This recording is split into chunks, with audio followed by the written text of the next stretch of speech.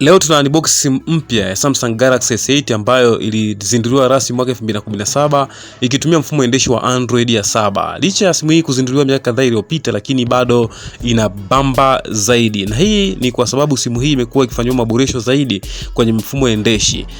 Ikumbukwe mwaka 2018 mwezi Februari simu hii ilifanywa maboresho kwa mara ya kwanza na kuiupdate kutoka kwenye mfumo endeshi wa Android ya 7 na kutumia mfumo endeshi wa Android ya 8. Na Aprili mwaka 2021 pia ilifanywa maboresho kutoka kwenye mfumo endeshi wa Android ya 8 na kuwa update kwenye mfumo endeshi wa Android ya 9. Na hii inaifanya simu hii kuonekana kuwa ni ya kisasa na inayokwenda na wakati. Na kuhakikisha kuwa ukiwa na simu ya Samsung Galaxy S8 utapunguza gharama za kutafuta toleo jingine jipya la simu ambalo linatumia mfumo mpya wa Android, bali utaupdate simu hii ya Samsung Galaxy S8 kutoka kwenye toleo la zamani la Android na kutumia mfumo mpya wa Android. Na kitu kingine ni kwamba simu hii bei yake haiumizi, yani bei yake ni ya kawaida kabisa. Mimi ni Abdalla Magana, ungana nami hadi mwisho upate kufahamu sifa pamoja na bei ya simu hii ya Samsung Galaxy S8. Kwa upande wa sifa za simu ya Samsung Galaxy S8 ni kwamba simu hii ina urefu wa milimita zipatazo 148.9, ikiwa na upana wa milimita zipatazo 68.1 na ikiwa na wembamba wa milimita zipatazo 8, na simu hii ina uzito wa gramu zipatazo 155.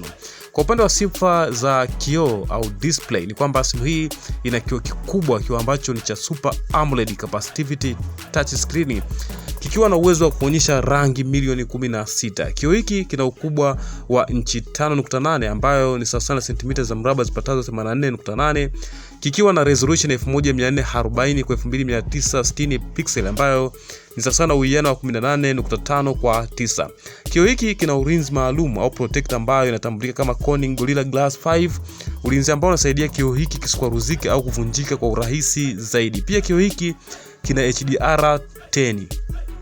Kwa upande wa sifa za kamera, simu ya Samsung Galaxy S8 ina kamera moja kwa nyuma, kamera ambayo ina uwezo mkubwa wa megapixels zipatazo 12, ikiwa na autofocus, continue shooting, digital zoom, geotagging, HDR pamoja na panorama, na ikiwa na uwezo wa kuchukua video za 2160 pixel, video za 1080 pixel na video za 720 pixel. Na kamera hii ya nyuma ina single LED flash.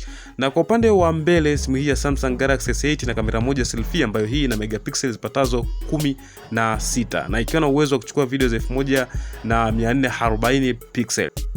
Kwa upande wa sifa za ndani ni kwamba simu hii inatumia mfumo endeshi wa Android ya 7 ambayo unaweza kuiupdate hadi kwenye mfumo endeshi wa Android ya 9.0 Pi, ikiwa na chipset ya Exynos ya 8895, ikiwa na CPU ya Octa-core ya 4 kwa 2.3 GHz na ikiwa na GPU ya AMOLED G71. Na simu hii inasaidiwa na RAM ya GB 4 pamoja na internal storage ya GB zipatazo 64.